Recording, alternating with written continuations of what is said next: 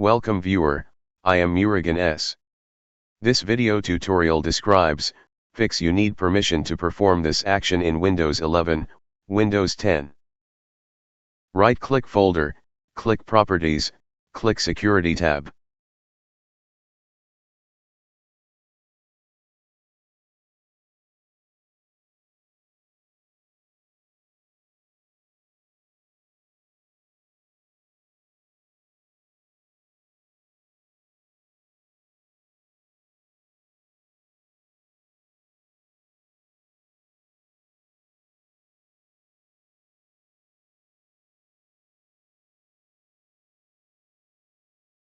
Select your username.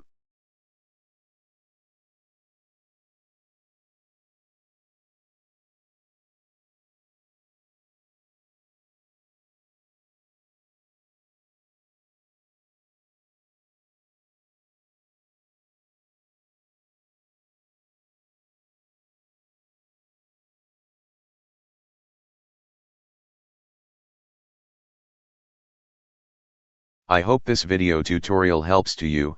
Please like, share and don't forget to subscribe my channel. Thank you very much. See you next video.